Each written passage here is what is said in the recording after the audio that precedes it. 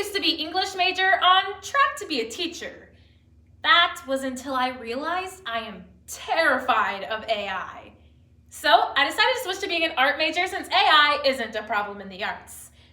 I figured I better get out fast before it was too late, and I was stuck teaching kids to kill a mockingbird for the next 20 years. Odds are students wouldn't be reading it anyway because literacy rates are declining faster than certain president ratings. Across many levels, the lowest performing students are falling further behind their peers. Columbia College on December 3rd, 2024 defines literacy as the understanding of knowledge gained from being educated. There are various forms of literacy, like media, digital, critical, informational, and most importantly, reading and writing fan fiction. The National Assessment Governing Board on January 29, 2025 states that current literacy rates have been steadily declining since 2013. As of 2024, only a third of 4th and 8th grade students are reading at a proficient level. Cornell University's archive on June 10, 2025 posted a study that said that when students rely on AI, like ChatGPT, to write their essays, they show a decline in their linguistic capabilities, critical thinking, and intellectual independence. My brain is a strong, independent being who does not need no artificial intelligence. All organic, baby! Simply put, AI raises some red flags for our educational's future. Today, let's discuss our problems, causes, and solutions to AI's contribution in the declining of all things literacy before the rapture happens again.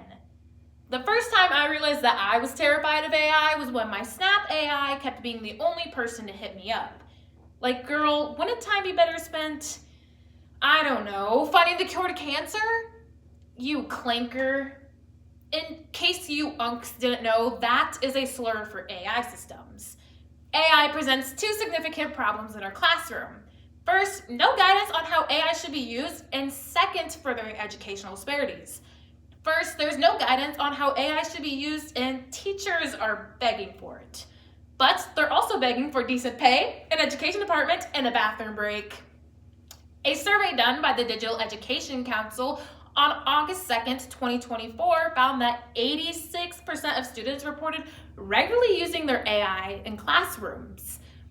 While teachers are excited that students are completing their schoolwork, it comes to the cost of them actually learning and working through problems. Additionally, these AI models aren't reliable and don't provide accurate information. The University of Maryland on August 25th, 2025 states that they have a thorough list that provides many mistakes AI will make. For example, AI will give you misleading information and will straight up lie to you, or interpret your prompt incorrectly, which will only start to feed you more lies. Starting to sound a lot like my ex. Second, furthering educational disparities. UC Davis in 2023 explains how socioeconomic and race continue to be huge indicators of educational disparities. Disadvantaged students are going to continue to fall behind, whether that's due to lack of resources, teacher shortage, or other systematic barriers. With these already existing disparities, students are going to seek out an easier path into completing their schoolwork, which is the filthy promise that AI is currently making. An easier path in a messy, complicated world. The National Science Teaching Association on March 10th, 2025 states they have a study done by Microsoft that states as confidence in AI increases, critical thinking decreases. However, if you think about something critically, it boosts your own self-confidence and ability to think critically. So, if a child is constantly asking ChatGPT, what outrageous amount of watermelons does Johnny need to find X? It makes sense that they're falling behind nationally in that category. Additionally, educational disparities will only continue to worsen because AI is providing students a potential pathway to navigate to these adversities. You'd think my Snap AI would get the hint after leaving it on red, but each time she comes back stronger. From "I'm your helpful friend" to "Why have you left me on red for 75 hours with no intentions of responding, Maddie?" That's scary, bro. There are two causes. First, an over-reliance of technology, and second, the dismantling of the Department of Education. First, there's an over-reliance on technology. For once, my mom was right. Maybe it is those damn phones. Forbes on March 6, 2025 provides that we have already accepted tech in the classroom before the pandemic. However, we never exactly transitioned away from tech in the classroom after the pandemic. Additionally, these tech companies are only going to continue to adapt their programs to promote more efficient teaching methods without any evidence in actually reducing the learning gap.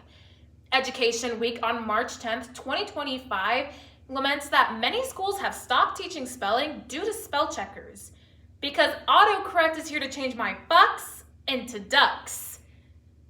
Second, the dismantling of the Department of Education is a bad idea. The National Education Association on February 4th, 2025 explains how the Department of Education ensures that students have access to programs that provide free education, protection, and food. Hierarchy of needs, anyone? This leaves many families, students, and communities worried about their already poorly funded schools. A few weeks later, on February 12, 2025, the Century Foundation, a research institution, warns how Trump's current plans would be to give funding back to individual states to do with the money whatever they please. However, this doesn't ensure that it's going to be spent to improve students' quality of learning, provide protection for students with disabilities, or provide community resources to families in need. My therapist finally encouraged me to block my Snap AI, but then came the storm. Meta AI, TikTok AI, Gemini, Apple AI, Chat. I'm scared of all of these billionaire pet projects in my DMs. Like Zuck, I get it. You work out now, but you're still not my type.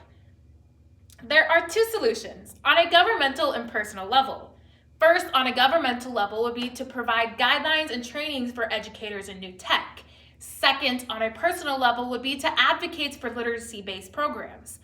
First, since our Department of Education is crumbling, it's up to each state to set clear guidelines and trainings for how AI should be used.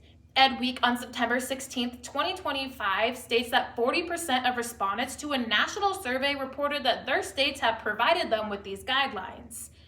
However, knowing our government, they probably used AI to write it. But I digress. On my handout, I have provided a list of states that do and do not currently have these guidelines. If you don't see your state on here, I have provided you a script to email or call your representative with. And I won't even be mad if you use AI to do it. I'll just be disappointed. Second, on a personal level, educators in the room.